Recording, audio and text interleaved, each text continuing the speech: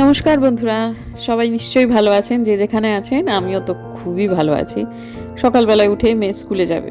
সকালটা এত তাড়াহুড়ো থাকে, আজকে দারুণ সুন্দর একটা পরোটা করে দিয়েছিলাম, কিন্তু সেই সময়টায় ট্রাইপড কোথায় সেট করব, কি করে কাজটা তাড়াতাড়ি গোটাবো, সেই চেষ্টাতেই ব্যস্ত ছিলাম। রেসিপিটা শেয়ার করা হলো না। তবে প্রথম দিন করলাম তো, কেমন হবে সেটা নিয়ে খুব একটা নিশ্চিত ছিলাম না। তবে টুকুর ফেরত এসে বললো, মা দারুণ হয়েছে, পরে আর একদিন করে দিও। পরের দিন যেদিন করব সেদিন ওই আর কি ব্যস্ত সমস্ত থাকবো, প্রত্যেক দিনই এ তো নতুন কথা নয়, কিন্তু তাও তার মধ্যে চেষ্টা করব একটুখানি শেয়ার করার। যাই হোক, সকালবেলাতে উঠে ঝিরঝির করে একটু একটু করে বৃষ্টি শুরু হয়ে গেছে। আর এই ভদ্রলোকের প্রথম বউনি এটা।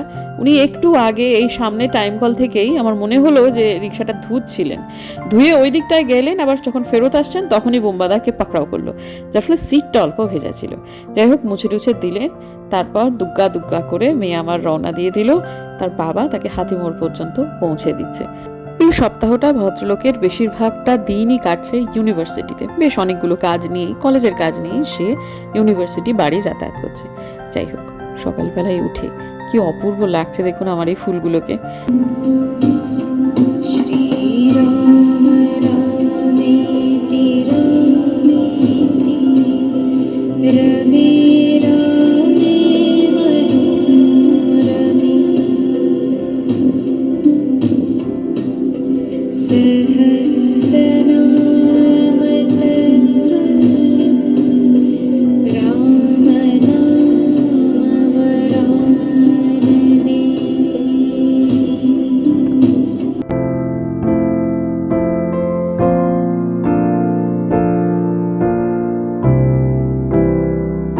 ওদিকে এটা বাঁচতে থাকুক, আর এদিকে আমার রান্নাঘর হয়ে গেছে যুদ্ধক্ষেত্রে পরিণত।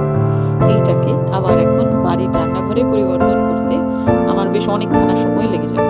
তবে এই কাজগুলো করতে মন আমার লাগে না, কাজ শুরু করলেই শেষ হয়ে যায়। শুরু করার আগেই মনে হয় ওরে বাবারে অত কাজ অত কাজ। যাই হোক, এখন কিছুটা ময়দা মাখা রয়েছে, আটা মাখা রয়েছে, সেটা আবার জায়গা মতো ভরে দিয়ে তারপর কাজগুলো গোটাই। তো হয়ে গেছে কাজ। তারপর হঠাৎ করে মনে হলো একটু বাগানের দিকে তাকালাম, মনটা খুব খারাপ হয়ে গেল। কাল বাগানে প্রচুর কুঁড়ি, প্রচুর ফুল ফুটবে সেরকম আশা ছিল। আজকে দেখলাম সকালে যারা ফুল সংগ্রহ করতে এসেছেন তারা সমস্তটা নিয়ে গেছেন, একদম ঝেটে পুচে সমস্ত। শুধু গুনে গুনে 3টি চন্দন জবা রেখে গেছেন। তাও সেই 3টে রেখে গেছেন কেন জানে? কারণ ওই জায়গাটা সাপ আছে। হ্যাঁ, আমাদের একটা বাস্তু সাপ আছে। বোধহয় তাদের দেখতে পেয়েছিলেন, মানে সাপটিকে তারা দেখতে পেয়েছিলেন, সেই জন্য তারা ওই জায়গাটা আর মারাননি। নাহলে ওই গাছটা থেকে ওই বাইরের দিকেই বেশি কুড়ি ছিল, বাইরে থেকে তো তুলেইছে, প্লাস এই ভেতর থেকেও তুলেছে। যাই হোক, আমার মোড়ল ওস্তাদ সর্দার আজকাল ডিউটি করে না। সত্যি কথা হচ্ছে, ওরা দুবেলা করে খেয়ে যায়, কিন্তু ওরা অন্য একজনের বাড়ি পাহারা দেয়, পথকুকুরদের যেটা হয়ে থাকে আর কি। তবে যাদের বাড়ি পাহারা দিচ্ছে তাদের বাড়ি পাহারা দেওয়াতে আমরা তাদের একটুও দোষারোপ করি না, কারণ ওরা না বৃদ্ধ দম্পতি একসাথে থাকেন এবং একা একা থাকেন, ওদের ছেলে মেয়ে কেউ নেই। তো কাজেই এই কুকুরগুলো যাতে ওদের বাড়ি পাহারা দিয়ে ওদের উপকারী করছে। খেতে দেন, ভালোভাবে কথা বলেন, বাড়ির সামনে আসলে গায়ে জল ঢেলে দেন না। সুতরাং সবাই ভালোবাসার মানে বোঝে, জড়বস্তুও বোঝে, ওরা তো প্রাণ। তো চলুন, এরপর আপনাদের সাথে কথা হচ্ছে স্নানের পর। নমস্কার বন্ধুরা, আমার নতুন ব্লগে আপনাদের সবাইকে স্বাগত জানাই। আশা করছি সবাই ভালো আছেন, যে যেখানে আছেন। এখন আমার চানটা তুলনামূলকভাবে অন্য দিনের তুলনায় বা অন্যান্য সময়ের তুলনায় একটু তাড়াতাড়ি হয়ে যাচ্ছে, কারণ আপনাদের সাথে তখন এই মন খারাপ করার দৃশ্যটা দেখালাম, তারপরেই আমি যোগব্যায়াম করেছি। যোগব্যায়াম করে অসম্ভব ঘেমেছি এবং তারপরেতে চানে চলে গেছি। এবং এখন আবহাওয়াটা হচ্ছে এই বৃষ্টি, এই মেঘ এক পশলা ঝমঝম করে নেমে গেল বটে, এখন আবার একটু কম, হয়তো বেলার দিকে বৃষ্টি নামতেও পারে, জানি না। তো আজকে আমার প্ল্যান হচ্ছে, আমি সকালবেলায় যে যেটুকু সময় আপনাদের সাথে কথা বলে নিলাম, তারপরে আবার ব্লগটা কন্টিনিউ করবো একবারে সন্ধ্যেবেলায় বা বিকেলবেলার দিকটায়। মধ্যবর্তী সময়ে সাংসারিক যে কাজ থাকে সেগুলো প্রাত্যহিক কাজ, সেগুলো এমন কিছু স্পেশাল নয়। আমি আজকে একটুখানি মার্কেটে যাবো, আমি ভেবেছিলাম তার আগেই হয়তো বা ব্লগটাকে শুরু করে দেবো। জানি না এখন দিন কোন দিকে যাবে, কারণ হতে পারে যে মধ্যবর্তী সময় হয়তো খুব এক্সাইটিং কিছু একটা হলো, তখন হয়তো আবার ইচ্ছে হলো ব্লগ শুরু করি। তো যাই হোক, আপাতত আসলে আমি যতই চাই যে ব্লগটাকে একটু ছোটো করবো, কারণ আমার এডিটিংয়ের ক্ষেত্রে একটু সুবিধে হয় সেক্ষেত্রে, কিন্তু কেন জানি না ব্লগটা আমার বড়ই হয়ে যায়। আজকের ব্লগটাও আমার অনেকটাই বড় হয়ে গেল। আজকে আমি ব্লগ শিডিউল করেছি 4:10, না 4:05, 4:05। যখন আমি ব্লগটা এডিট করছিলাম তখন প্রচণ্ড বৃষ্টি হচ্ছিল। আপনারা হয়তো আগের দিনের ব্লগের কয়েকটা জায়গাতে বৃষ্টির আওয়াজ শুনতে পাবেন, মানে ভয়েস ওভারের ক্ষেত্রে আর কি। তো যাই হোক, আপাতত চলুন তাহলে একটু যদি আমি বকবকানিটা বন্ধ করি বা কমাই, তাহলেই আমার ব্লগটা অনেকটা ছোটো হয়ে যাবে বলে আমার মনে হয়। কিন্তু এত গপ্পি আমি, এত গল্প করতে ভালোবাসি, সেই জন্যই তো আমার নাম তুতি। তোতা পাখির স্ত্রীলিঙ্গ হচ্ছে তুতি। জানি না বাবা কি ভেবে সেই একদম যখন আমি সদ্যজাত আর কি, তখনই আমার নামটা, বাড়ির নামটা আর কি ঠিক করেছিলেন। আমার বাড়ির নামটা দিয়েছিলেন আমার বাবা, আর আমার ভালো নাম ঝিনুক সেটা দিয়েছিলেন আমার বড় মামা, বোলপুরের বড় মামা। তো জানি না বাবা দূরদর্শী ছিলেন খুব, হয়তো বা কন্যা সন্তানের মুখটি দেখেই বাবা বুঝতে পেরেছিলেন এ ভীষণ গপ্পিবাজ হবে, বকবক করবে খুব বেশি, তাই জন্য তোতা পাখি স্ত্রীলিঙ্গের তুতি এই নামটা অশ্রুত ছিল তাদের কাছে সেই সময়টায়, সেটা ইউনিক লেগেছিল। প্লাস বাবার মনে হয়েছিল যে তার এই মেয়েটা খুব কথা বলবে, খুব গল্প করবে। তো বাবার অ্যাজাম্পশন আমি পুরোপুরি সত্যি করে দিয়ে সেটাই আর কি করে চলেছি এখনো পর্যন্ত আপনাদের সাথে। যে এক্ষুনি বললাম যে কথা তাড়াতাড়ি বললেই আমার ব্লগটা ছোটো হবে, দেখুন দেখি বক বক চলছেই আমার।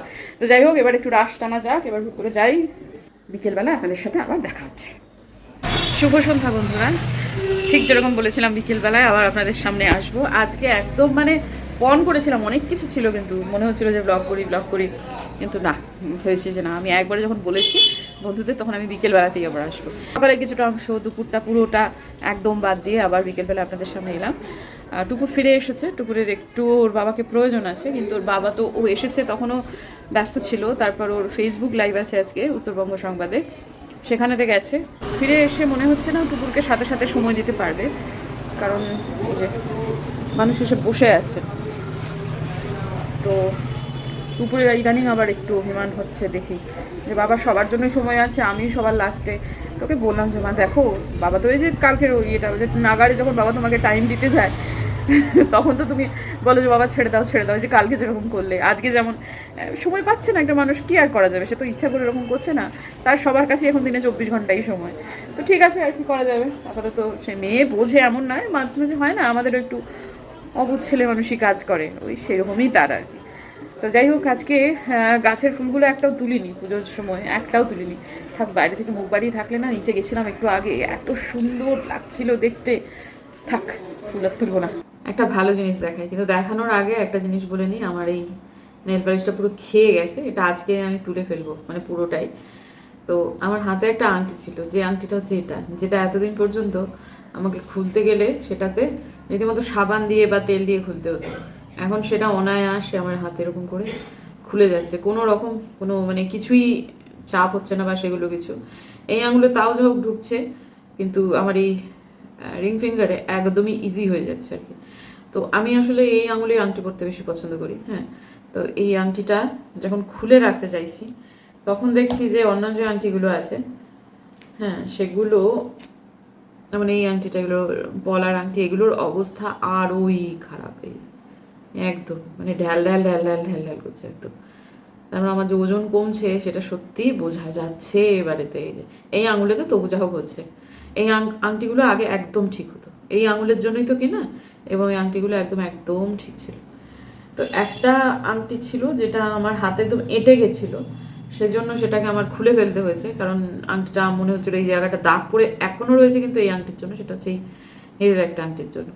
তো ভাবছি যে এখন যখন আংটিটা ঠিকই হয়ে গেছে আঙুলটা, তখন এই আংটিটা আমার খুব পছন্দ। বাবা এখনও এটা একটু ছোট হচ্ছে, না এটা এখনও পরা যাবে না, এখনও এটা একটু, তার মানে বুঝতেই পারছেন তো আমি তাহলে কতটা রোগা ছিলাম। এটা কিন্তু বিয়ের পরপরই দেওয়া তা নয়, কিন্তু এটা বেশ অনেকটা আগের, না এটা এখনও ছোট হচ্ছে, সুতরাং এটা এখনও পরা যাবে না, মানে চেষ্টা করলেই অবধি চলে আসবে, তারপর বার করতে অসুবিধা হবে, সুতরাং এটা আমাকে আরও ওজন কমাতে হবে।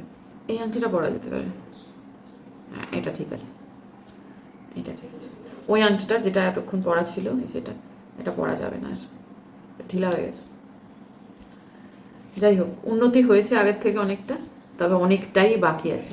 যেদিন এই আংটিটা পুরো হাতে একদম হুশ করে ঢুকে যেতে পারবে, সেই দিনে মোটামুটি আমি বুঝবো যে না একটা জায়গায় পৌঁছেছি। আজকে দিনের বেলাতে আমার ব্লগ না করার ডিসিশন খুব ভুল হয়েছে। ভেবেছিলাম বিকেলের পর থেকে খুব সুন্দর সময় কাটবে, কিন্তু সেটা আর হচ্ছে না। মেয়ের সাথে করেই আমি বিতান মার্কেট যেতে চেয়েছিলাম, আমার নিজস্ব কিছু প্রয়োজন তো ছিলই, তাছাড়া মেয়েরও কিছু দরকার আছে, কিন্তু মেয়ে আজকে যেতে চাইছে না। সে স্কুল থেকে ফিরে ঘুমিয়েছে, সে এখন ফ্রেশ, শরীর আগের তুলনায় অনেকটাই ভালো, কিন্তু তার একটু অভিমান হয়েছে বাবার ওপর, সে কিছুতেই যাবে না। আমি তখন ওকে বললাম যে তাহলে বাবা আমার আজকে একটু দিনের বেলায় ব্লগটা করলেই হতো। সে ফিরেছে।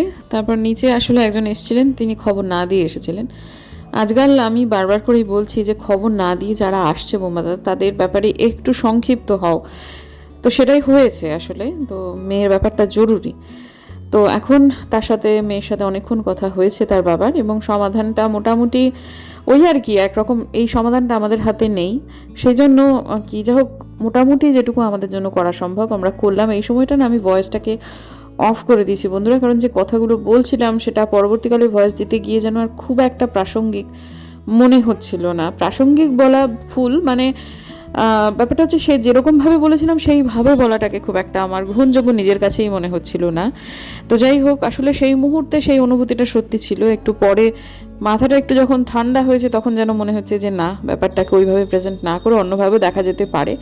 সব কিছু দেখার দৃষ্টিভঙ্গি দুরকম হওয়া উচিত। তবে এইটুকু আপনাদেরকে একটু বলছি যে হয়তোবা টুপুরে স্কুলে আমাদের একটু পিটিএম এর আগেই যেতে হবে, কারণ আমরা আদ্যান্ত শিক্ষক পরিবারের বা শিক্ষক ব্যাকগ্রাউন্ডের মানুষ। আমরা জানি কিছু কিছু জিনিস ঘটানো উচিত নয়। 9, 10, 11, 12 এই সময়টাতে স্কুল ঊর্ধ্বতন কর্তৃপক্ষের তরফ থেকে মাস্টারমশাইদের কাছে বলা থাকে বাচ্চাদের খুব বেশি বেশি নম্বর না দিতে, তাহলে বাচ্চাদের ক্ষতি হয়।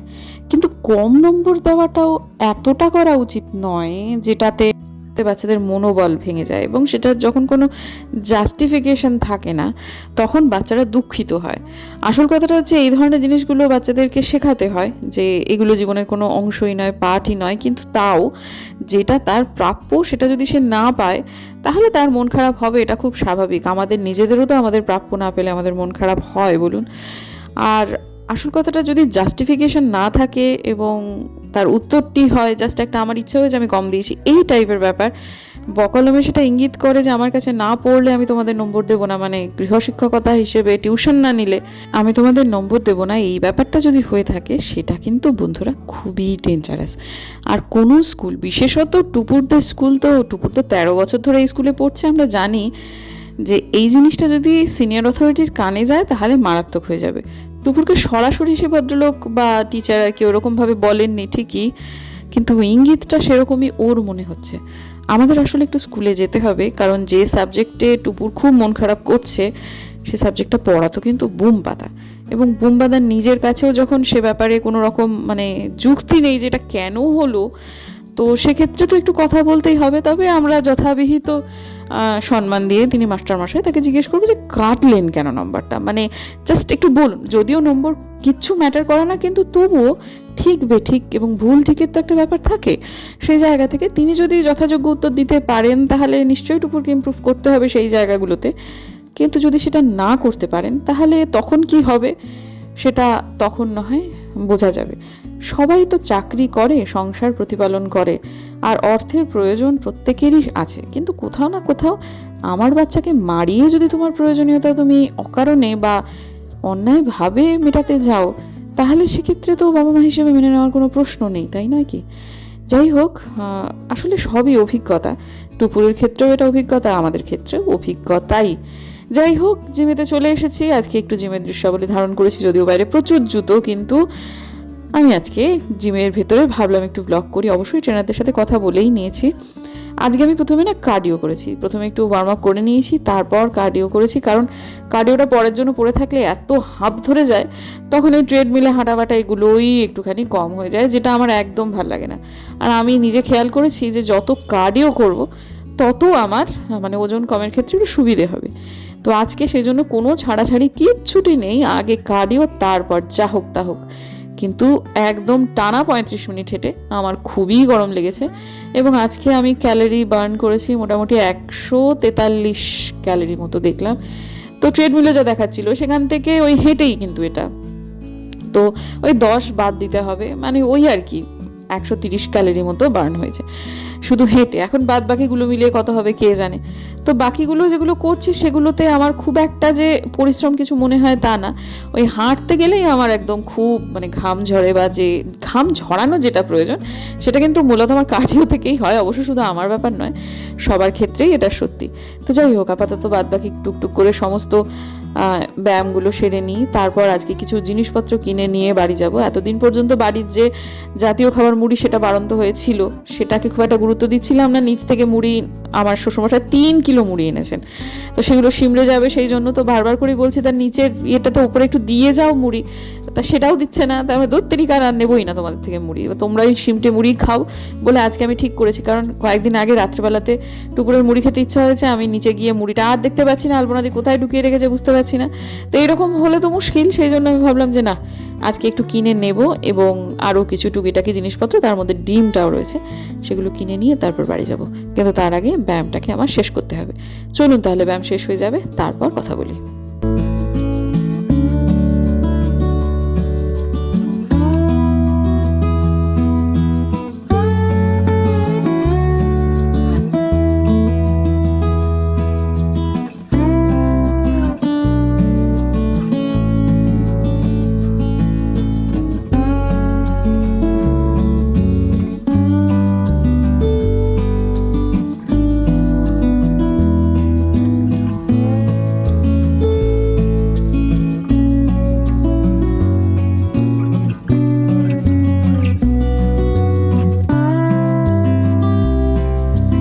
বাড়িতে এসে সমস্ত কাজকর্ম গুটিয়ে স্নান করার পর মনে হলো বড্ড গরম পড়ছে আজকাল, ভ্যাপসা গরম পড়ছে, ডিমগুলো খারাপ হয়ে যাবে। একবার ভেবেছিলাম ডিমগুলো আজকে ট্রেতে ভরবো না, তারপর মনে হলো যে না, ভরেই ফেলি। তারপর যখন ট্রেটা কাটলাম, বাপরে বাপ, কি নোংরা কি নোংরা। প্রত্যেকবারই যখন ডিম আমি ট্রেতে ভরে রাখি তখন কিন্তু সেগুলোকে সুন্দরভাবে ধুয়েই রাখি।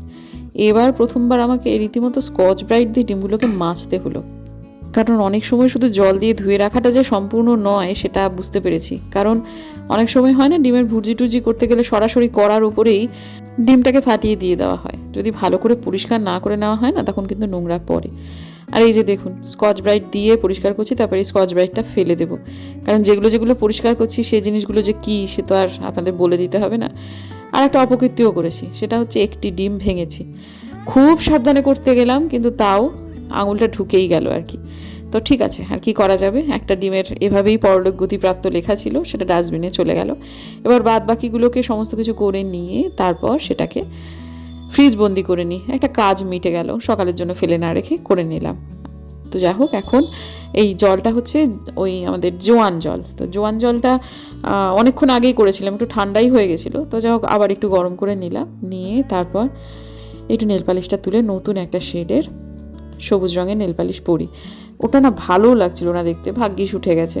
আগে কয়েকদিন আগে, মানে কয়েক মাস আগে অ্যাকচুয়ালি, আমি কিন্তু বলেছিলাম যে যারা আমার ব্লগ দেখছেন তারা একটু আঙুলের দিকে তাকান, পজ করে দেখুন আপনারা আঙুলে কি কোনো নেল পালিশ আছে, যদি থাকে সেটা কি উঠে গেছে, তাহলে এক্ষুনি আমার সাথে আপনারাও সেটাকে তুলে ফেলুন, তুলে ফেলে তারপর নতুন করে নেল পালিশ পরুন। আমি নিজেই নিজের কথাটাকে আর খুব একটা রাখতে পারি না আজকাল, তবে আজকে থেকে আবার শুরু করলাম।